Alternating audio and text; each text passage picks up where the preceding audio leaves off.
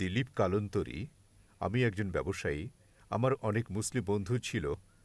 তারা প্রায়ই আমাকে বলত যে ইসলামে সুদের ওপর ঋণ নেয়া হারাম। আমার অধিকাংশ চিন্তা হতো যে তার পেছনে কিভাবে উন্নতি সাধন হবে। কিন্তু বর্তমানে দুনিয়ার বিদ্যমান দৃশ্য দেখে এটা মানতে হয় যে তার ঘর বন্ধক রেখে ঋণ নিল, আর লাভ যেখানে পাওয়া যায় সেই শেয়ার বাজারে লাগায় তাদের ঘরও ধ্বংস হয়েছে।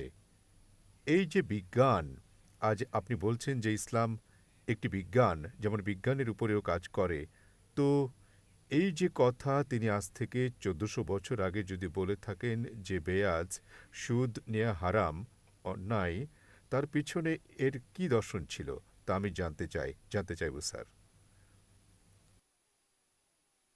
ভাই সাহেব খুব সুন্দর প্রশ্ন করলেন যে ইসলামে তার অনেক বন্ধু মুসলিম বন্ধুরা বলে যে সুদ নেওয়া হারাম।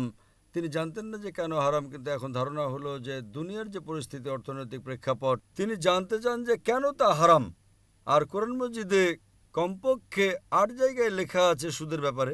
এই সুদ শব্দটা আরবিতে রিবা, সূরা নিসাতে, সূরা ইমরানে, আর বলা হয়েছে সূরা বাকারায় সূরা নম্বর ২ আয়াত নম্বর ২৭২ ও ২৭৯-তে যে তোমরা সুদ থেকে দূরে থাকো।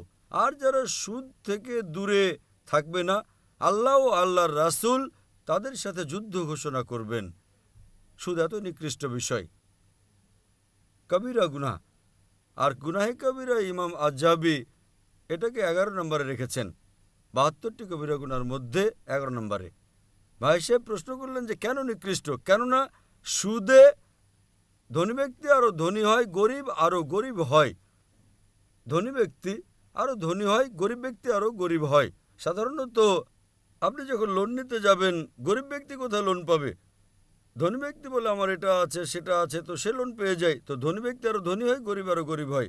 এজন্য কোরআনের সূরা আল হাসর সূরা নম্বর ৫৯ আয়াত নম্বর ৭-এ আল্লাহ তাআলা বলেন যে যাকাত দাও যাতে তোমাদের মধ্যে যারা ধনবান শুধু তাদের মধ্যে ধনমান আবর্তন না করে।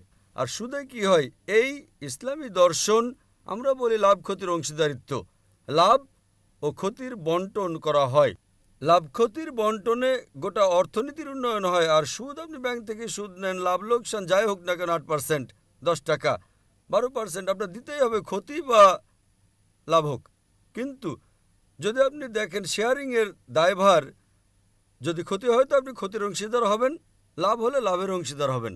সুদে কি হয়? উদাহরণস্বরূপ ব্যাংকে, আমি লম্বা লেকচার দিয়েছি এ বিষয়ে, এখন সময় নেই, শুধু কথা বলবো যে সুদে কি হয়। উদাহরণস্বরূপ ব্যাংক এর কাছে ১০০ টাকা আছে, সে ব্যাংক বিকে ১০ টাকা রেখে ৯০ টাকা দেয় ব্যাংক বিকে। ব্যাংক বি তা থেকে ৯ টাকা রেখে অবশিষ্টের ৯০% দেয় ব্যাংক সিকে। ব্যাংক সি ১০% রেখে ৯০% দেয় ডিকে, ডি দেয় ইকে। তো মানুষ বলে মার্কেটে হাজার হাজার টাকা, আসলে কত? ১০০ টাকা। তো আজ বর্তমান গবেষণা বলে মার্কেটে গড়াচ্ছে $৬ ট্রিলিয়ন। আসলে তো কিছুই না, খুবই কম, গড়াচ্ছে $৬ ট্রিলিয়ন।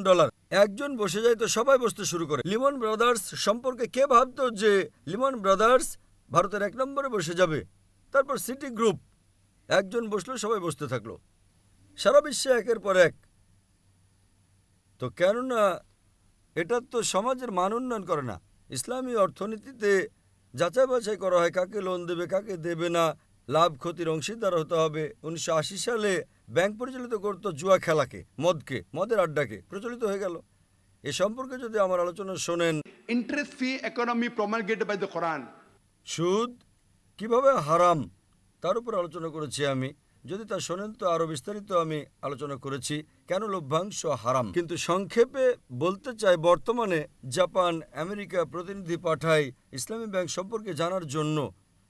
আমাদের সরকারের কাছে আমি গিয়েছিলাম, জনাব চিদম্বরমের কাছে, যিনি অর্থমন্ত্রী ছিলেন, তার সঙ্গে কথা বলেছিলাম আমি যে আপনি ইসলামী ব্যাংক চালু করেন না কেন? তিনি বললেন করবো ইনশাল্লাহ, যখন আমার সাক্ষাৎ হয়েছিল জেদ্দায়।